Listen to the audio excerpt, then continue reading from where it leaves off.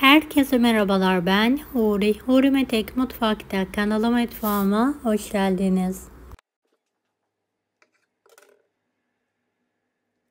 Yapımına çok şaşıracaksınız. Kolay ve lezzetli bir tarif hazırlıyorum. 1 su bardağı süt, 1 su bardağı su, 1 paket kuru maya, 2 tatlı kaşığı toz şeker.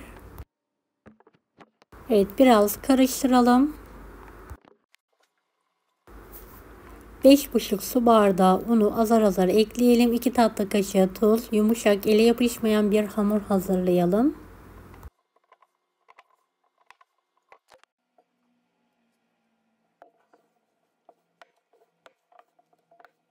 Evet, 75 gram yumuşak tereyağı ilavesi yaparak yoğurma işlemine devam edelim.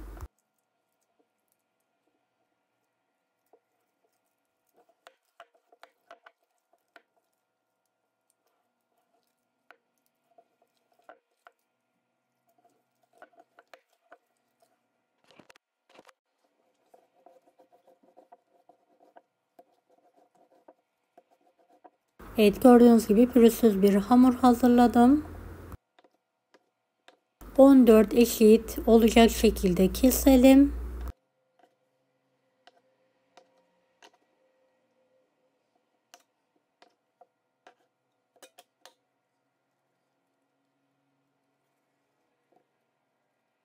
Ve yuvarlayalım.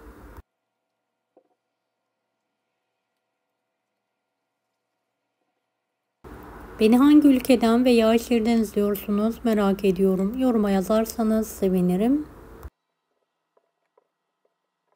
Evet, şöyle bir tepsiye alalım. Üzerini kapatarak 10 dakika dinlenmeye bırakalım. Dinlendirdiğimiz bezeleri silindir halinde açalım. Yumuşak tereyağı sürelim. Rulo şekilde sararak şöyle 2-3 kere tezgah vurarak uzaltalım.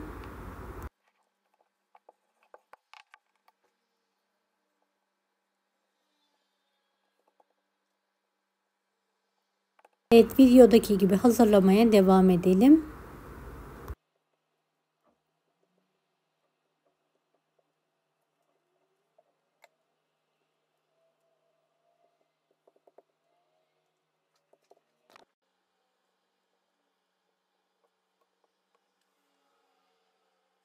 Evet, aynı yöntemle hazırladıktan sonra bir tepsiye alıyorum hepsini.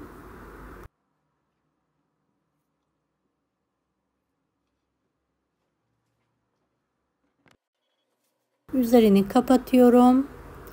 Buzlukta 15 dakika yağları donana kadar bekletelim. Evet, tezgah üzerine alıyorum. Gördüğünüz gibi hafif bir şekilde dondu. Şöyle enlemesine büyütebildiğimiz kadar büyütelim.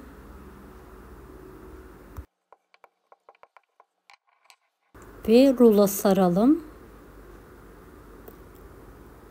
Diğerlerini de aynı yöntemle hazırlayalım.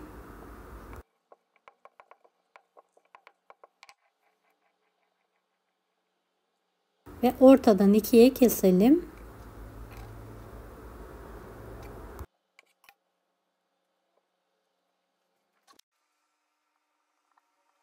Ve tüm hamurları aynı yöntemle hazırlamaya devam ediyorum.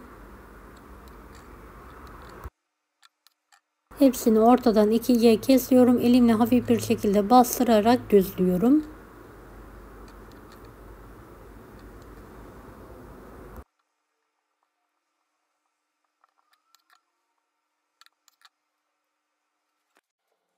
Ve fırın tepsisine aralıklı olacak şekilde alıyorum.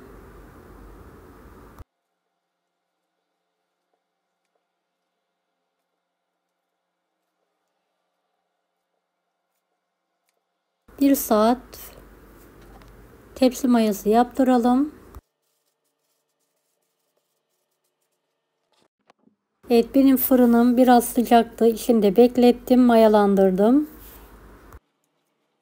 Üzerine bir adet yumurtayı biraz sütle çırparak her tarafına gelecek şekilde sürüyorum.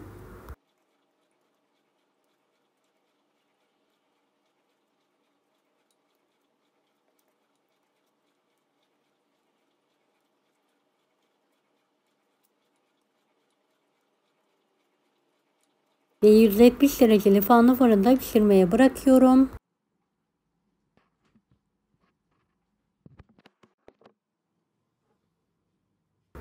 Evet, fırından çıkardım.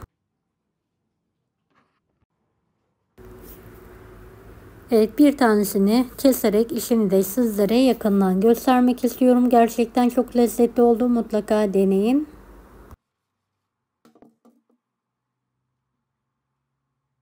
Deneyecek olan herkese şimdiden kolaylıklar dilerim.